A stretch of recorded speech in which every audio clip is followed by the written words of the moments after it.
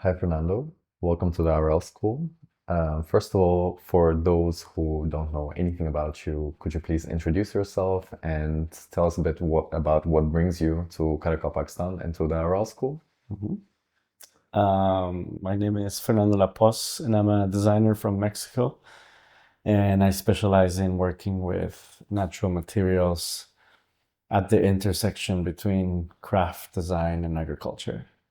I am here in the Aral School to share a little bit about my work, about how I've built my practice along primarily farmers and how I feel like design can um, sort of be a motor or a vehicle of perhaps change or a way to look for solutions to some of the challenges that rural communities face back home in Mexico.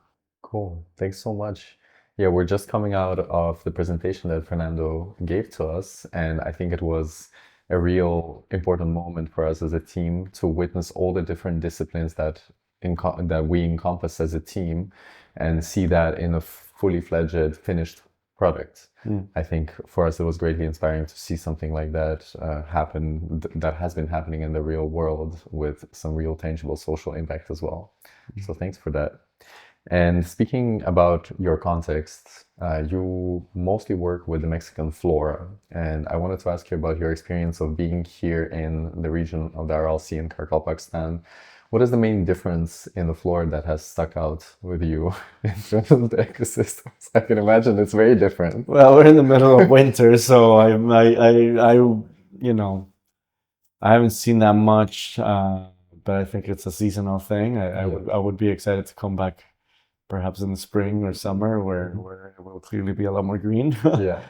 But I mean, I've been educating myself in the issues that you have with sort of monocultures and more specifically cotton and how that relates to irrigation. So even though the flora might be completely different, I think it's very interesting to see how similar problems or topics or challenges get sort of reappeared in multiple regions of the world, even though the landscape might seem very different. Right. I see. Okay. Thank you. Well, following up on that, on the materiality of it all, and cross-comparing your work back in Mexico with something here, which of course is also really interesting to us to learn from a completely different region with a totally different set of problems, but that does find some overlaps. If I don't know, did you have the opportunity to go to the Aral Sea? No, right? No, not yet. No, Are you going to? I don't know. It's a long drive from here, no? It is quite a long Yeah. drive. Okay. I don't know if Well, I will get it done this trip. okay. Well, we went, and I'm not sure you've been educating yourself, and perhaps you're aware of the state of the RLC at this moment. And if we have to think about it materially, do you think you could draw a parallel between a material and the RLC as it is right now? What is the first material that comes to your brain if I say RLC? I mean, maybe, I don't know, salt and Salt. sand. Salt and sand, that's good. For me, it's also salt. It's actually one of the reasons that I've been much more interested in the problems of the salt. I think that for a lot of people, and actually in the agricultural practices that have developed through the years with the salination of the soil here, salt is definitely one of the main recurring motifs in any conversation with whoever you get engaged with in this locality. So my next question is about aid and extraction. So this is something that is also a similarity between Mexico and Karakalpakstan and Uzbekistan in general. So in a region shaped by aid and extraction at the same time, here it's more aid, I suppose, than in Mexico, but nonetheless, what would it take for restoring this land to become a self-sustaining livelihood that is owned locally and not necessarily funded externally? And this, of course, resonates with some of the projects that you've been doing with communities in Mexico. When you mention aid, you refer to government aid? Yes, I mean Oh, external aid? Yeah. I mean, I don't know, because it seems to be quite a large scale problem. I think it starts with economics. That's, I think, where it all starts. So Yeah. I think without a shift in perhaps the creation of capital in the region to something alternative to cotton, Yeah. I think it will be hard. But it seems to me that that is starting to shift. So that's a good start. And then, And what is the role that design plays in this case for you? Because you have helped explore alternative ways to finance these local communities. yeah, I mean, design is about creativity, and creativity is about innovation. You know? So that could be anything from a technological innovation that could shift, you know, what people do in different direction, to maybe even more low tech sort of applications of things that already exist. I tend to lean towards that a little bit more, because it seems to me that we're in a very sort of rural area of the country in a way. So I think more sort of DIY, low tech approaches tend to be the ones that yield things quickest and with more relevance to the local population. You know, Yeah. I don't think this will be a solution of robots and little 3D printers and drones. You know, Hope it's not. about working with farmers. I hope not. Great. Thank you. So another aspect that we've covered today during the discussions is also working with adaptation, right? So a lot of things have changed due to climate change or due to the extractive practices that the global economy has brought.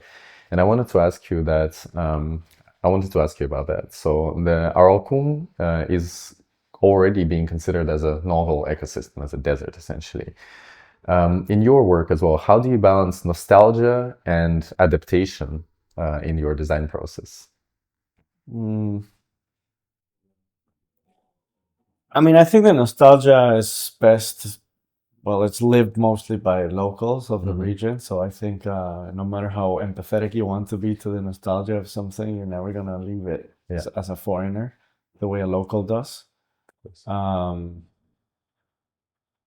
But I think for me, the way forward is to always include some sort of generation of culture along with the solutions that will come. You know, like I think without having some sort of cultural component to whatever you're going to be proposing, you will undoubtedly have some very kind of antiseptic solutions, you know, that could be very short-lived. Yeah, shallow. So I think so even through innovation, you intend to create culture essentially for yes, I think so. I think so. You know, I think in my projects and the ones that have been the most successful is really about really thinking, you know, what goes forward in the sense of cultural attachments from the local population to whatever you are suggesting. You know, if it's too alien to the local context, it won't stick. You know, so it has to have some sort of almost folklore attached to it. Yeah. And I think that's what tends to be the most successful. That's beautiful. Okay, thanks.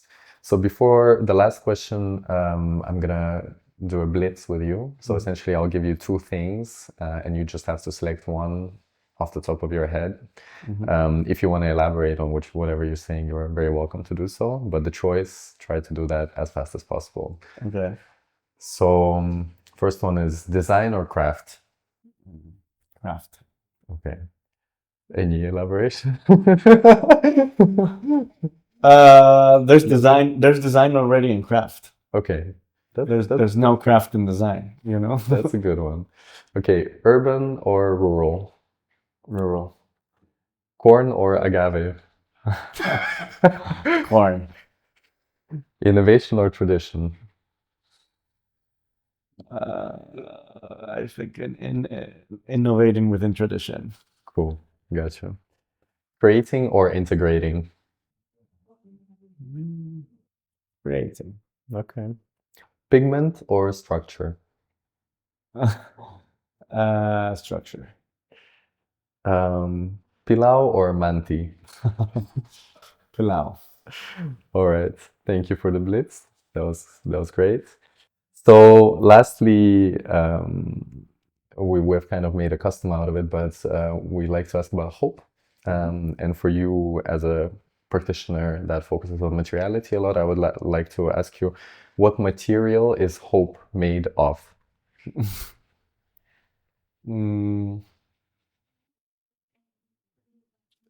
I think I don't know if it can be described as a material. It's more